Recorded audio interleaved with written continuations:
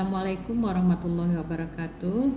Baiklah, saya perwakilan dari Komite Keperawatan RSUD Arifin Ahmad akan mencoba berbagi kepada teman-teman asesor yang baru bagaimana sih caranya mengakses atau mengkredensial. Nah, sebelumnya kita pahami dulu sebenarnya kenapa sih kita harus dikredensial dan tujuannya untuk apa. Nah, antara lain adalah tugas dan fungsi rumah sakit itu sebenarnya adalah menjaga standar profesi dan kompetensi para perawatnya agar keselamatan pasien itu terjaga. Nah, persyaratan dari kompetensi itu sendiri adalah seorang perawat itu harus mempunyai pengetahuan, keterampilan, dan perilaku yang profesional. Nah, selain itu dia juga harus sehat fisiknya, sehat mentalnya, ya. Nah, supaya apa yang diharapkan oleh rumah sakit itu tercapai. Antara lain adalah tercapainya pasien safety. Nah, kredensial itu sendiri adalah proses evaluasi terhadap perawat untuk menentukan kelayakan, diberikan kewenangan klinis atau clinical privilege. Kewenangan klinis itu sendiri apa? Nah, ini dia. Adalah hak khusus seorang perawat untuk melakukan sekelompok pelayanan keperawatan tertentu dalam lingkungan rumah sakit di mana dia bekerja dan untuk suatu periode tertentu. Nah, jadi kewenangan klinis itu ada batas waktu berlakunya minimal 3 tahun. Ya. Dan yang dikatakan penugasan klinis itu apa? Nah, setelah kewenangan klinis nanti diterbitkan oleh Komite Keperawatan, maka direktur juga akan menerbitkan penugasan klinik atau clinical appointment. Nah, penugasan klinis itu sendiri adalah suatu keputusan atau surat keputusan yang diterbitkan oleh direktur kepada seorang perawat untuk melakukan sekelompok pelayanan keperawatan tertentu berdasarkan daftar kewenangan klinis yang telah ditetapkan. Nah, itu dia. Mengapa perlu dikredensial? Karena kompetensi seseorang itu bisa menjadi kadaluarsa. Itu tadi kan sudah disampaikan bahwa kewenangan klinis itu ada masa berlakunya sampai 3 tahun minimal. Nah, dan yang kedua, kesehatan seseorang itu bisa saja menurun sehingga dapat mempengaruhi kompetensinya. Jadi kalau seseorang itu sakit atau dia cedera dan sebagainya, maka yang tadinya dia punya potensi untuk itu karena dia ada keterbatasan atau karena sakit, maka dia tidak lagi mampu melakukannya. Nah, oleh karena itu dia harus dikredensial ulang. Nah, tujuan utamanya sih sebenarnya adalah untuk keselamatan pasien. Nah, yang paling penting ini untuk teman-teman yang akan menjadi asesor baru. Tahap pertama itu permohonan memperoleh kewenangan klinis dulu. Nah, caranya asesi mengajukan permohonan kepada asesor masing-masing dan dilanjutkan kontrak waktu. Selanjutnya, asesi atau pemohon mengisi beberapa formulir yang disediakan oleh Komite Keperawatan. Selanjutnya, ada namanya rincian kewenangan klinis. Nah, yang ini diisi bersama-sama dengan asesi di hadapan asesi, diceklis oleh asesornya dengan mengkonfirmasi kepada asesinya. Oke. Nah, selanjutnya ASESI melengkapi portofolio. Nah, portofolio itu nanti ada dokumen-dokumen seperti sertifikat. Nah, dia juga harus membawa logbooknya, catatan kegiatannya sehari-hari minimal 6 bulan.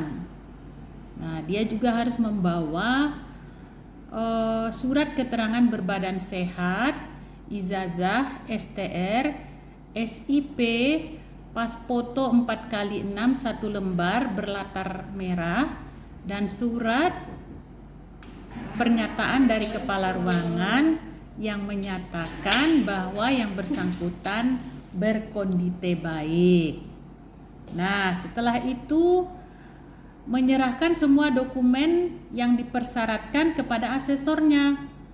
Setelah formulir itu lengkap, barulah kita lanjutkan dengan ujian tulis. Nah, ujian tulis kan sudah berlalu ya.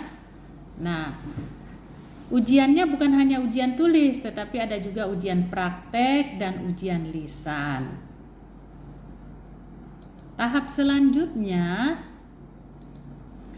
setelah dilakukan tahap ujian lisan, tulisan, praktek, nah dijumlahkan nilai yang 3 itu lalu dibagi 3. Nah, nilai batas lulusnya 70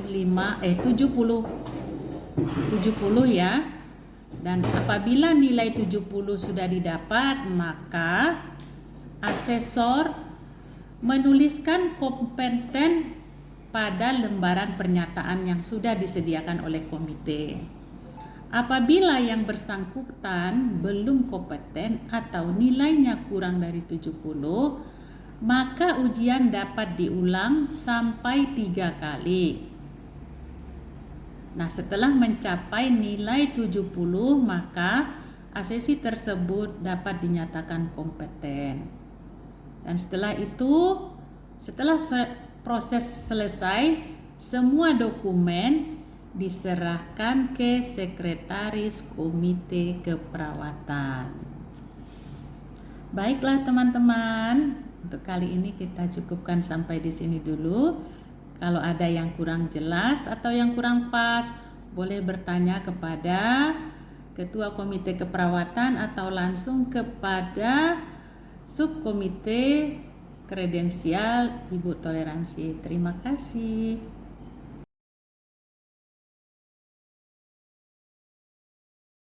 Warahmatullahi wabarakatuh.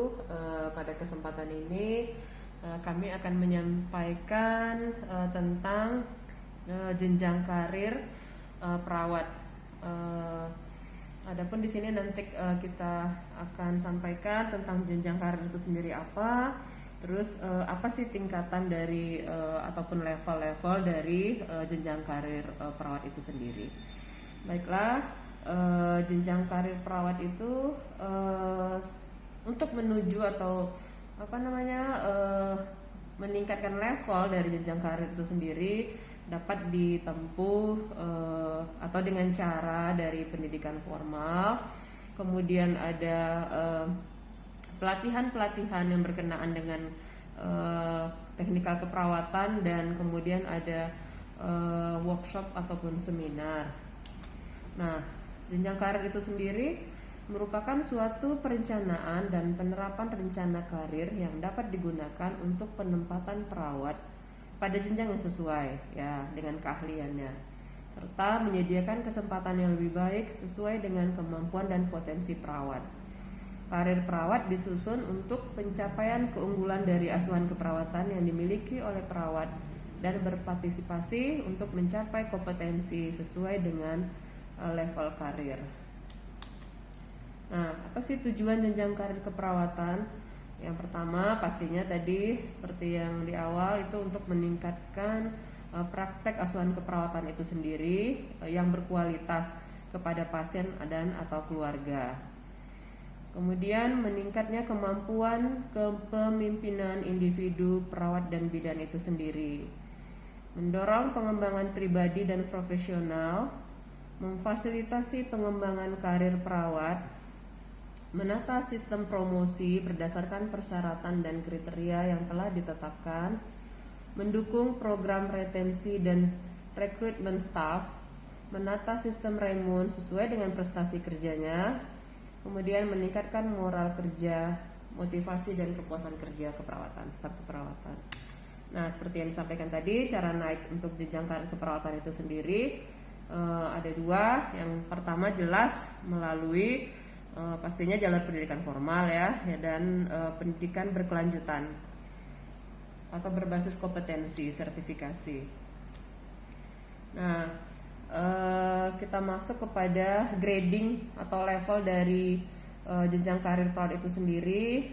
Kita sebut karena kita perawat klinik pastinya PK ya, PK 1 sampai PK 5. Nah, PK 1 itu seperti tadi juga ada dibagi dua, dari jalur pendidikan formal dan jalur berbasis kompetensi. Jalur pendidikan formal itu disebut juga dengan perawat klinis 1 atau novice. Kalau dari tingkat pendidikannya itu dari D3 keperawatan dengan pengalaman kerja besar sama dengan setahun dan menjalani masa klinis level 1 selama 3 sampai 6 tahun. Kemudian nurse atau tadi D3 keperawatan, sekarang nurse dengan pengalaman kerja besar atau sama dengan 1 tahun dan menjalani masa klinis level 1 selama 2 sampai 4 tahun. Kemudian harus ada sertifikat praklinis. Perawat klinis 1 memiliki sertifikat praklinis. Kemudian untuk pengalaman kerja dari rumah sakit lain atau yang baru menyelesaikan pendidikan, maka itu semua akan dikonversikan ya, akan dinilai. Nah, kalau di kita itu sesuai dengan nursing staff by law, rumah sakit tipe A atau B itu kita hitung masa kerjanya seluruhnya ya 100%. Kemudian untuk tipe C atau tipe D itu masa kerjanya dinilai 50%. Dan untuk klinik ataupun puskesmas itu masa kerjanya tidak dinilai. Nah, PK1 yang berbasis kompetensi atau sertifikasi itu hampir sama sih dengan yang PK1 jalur pendidikan formal. Kemudian hampir sama. Jadi PK1 dengan jalur pendidikan formal dengan yang pendidikan berkelanjutan berbasis kompetensi untuk PK1 itu sama.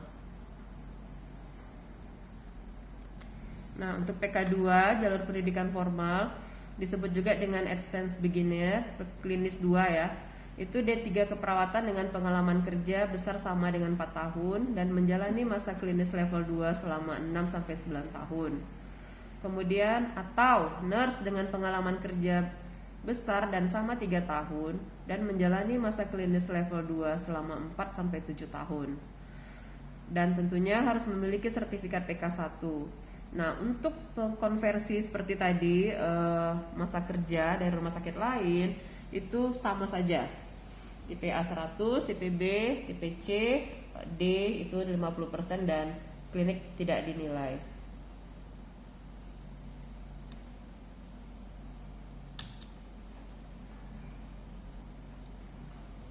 Nah, ini PK2 pendidikan berkelanjutan berbasis kompetensi.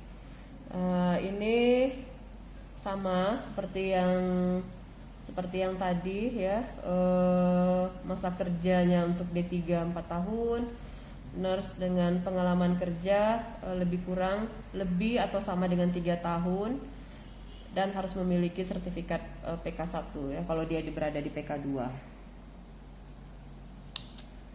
Nah, untuk PK3 jalur pendidikan formal itu dari pendidikan D3 keperawatan dengan pengalaman kerja besar atau sama dengan 10 tahun dan menjalani masa klinis level 3 selama 9 sampai 12 tahun. Kemudian nurse dengan pengalaman kerja besar atau sama dengan 7 tahun dan menjalani masa klinis level 3 selama 6 sampai 9 tahun. Perawat klinis 3 yang lulusan D3 keperawatan dan nurse harus mempunyai sertifikat PK2 dan sertifikat teknikal. Nah, Jadi kalau di PK3 ini sudah harus ada sertifikat kekhususan, sertifikat teknikal. Nah, untuk masa kerja dari rumah sakit lain itu sama ya, sebenarnya dari PK1 sampai PK5 itu sama saja penilaian dari ataupun konversi dari masa kerja yang bersangkutan. Seperti itu.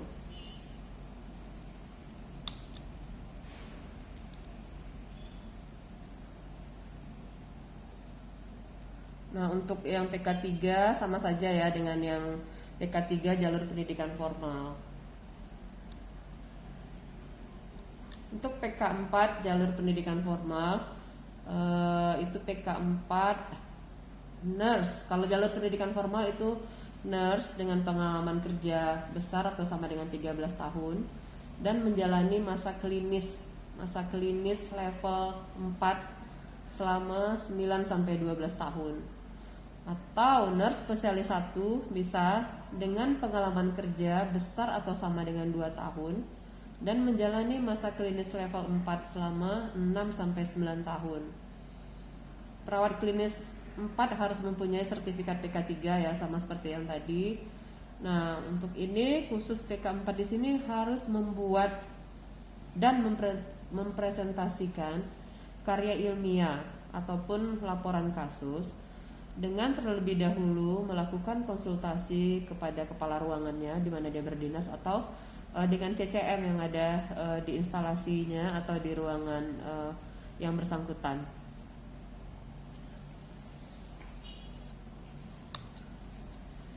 Nah, untuk PK4 jalur pendidikan berbasis kompetensi di sini bisa dari D3 keperawatan tapi dengan pengalaman kerja besar atau sama dengan 19 tahun. Nah, berarti untuk D3 keperawatan dengan tingkat pendidikan D3 keperawatan mempunyai kesempatan untuk naik ke PK4. Nah, tentunya seperti tadi jalur pendidikan formal itu juga harus ada sertifikat teknikal, sertifikat kekhususan. Kemudian seperti tadi juga harus membuat karya ilmiah atau laporan kasus atau penelitian 2 tahun terakhir dengan terlebih dahulu melakukan konsultasi kepada CCM yang ada di instalasinya atau di ruangannya dan atau kepada kepala ruangan yang bersangkutan.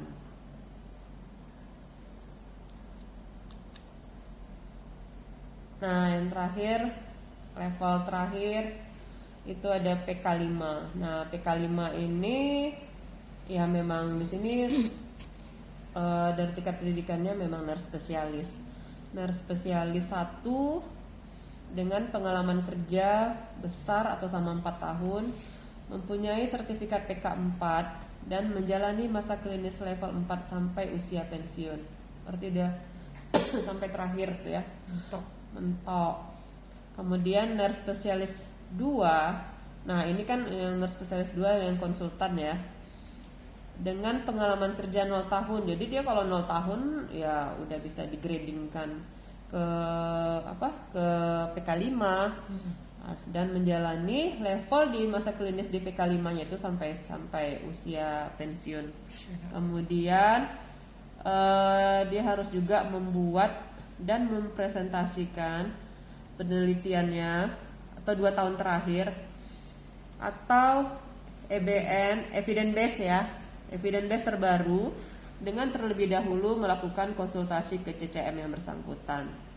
Nah, jadi seperti itu kalau untuk PK5 kekhususannya. Oke, untuk PK5 yang berkelanjutan berbasis kompetensi itu bisa nurse tapi pengalaman kerjanya pastinya lebih daripada tadi yang nurse spesialis ataupun nurse spesialis 2 di level pendidikan formal tadi. Kalau di sini nurse-nya itu harus pengalaman kerja besar atau sama dengan 22 tahun dan menjalani masa klinis level 5 ini sampai usia pensiun. Nah, kemudian harus mempunyai sertifikat seperti biasa dan ada sertifikat teknikal. Juga harus membuat dan mempresentasikan hasil penelitian 2 tahun terakhir atau evidence base-nya yang terbaru dengan terlebih dahulu melakukan konsultasi kepada CCM. Nah, untuk pengalaman kerja sama dari PK1 sampai PK5 seperti yang sudah disampaikan di atas. Mungkin itu grading ataupun pelevelan dari jenjang karir dalam keperawatan. Mungkin itu saja dari kita. Demikian, kalau ada yang ditanyakan atau ada konsultasi lebih lanjut nanti bisa menghubungi Komite Keperawatan CEKI Sub Kredensial. Mungkin itu, terima kasih. Assalamualaikum.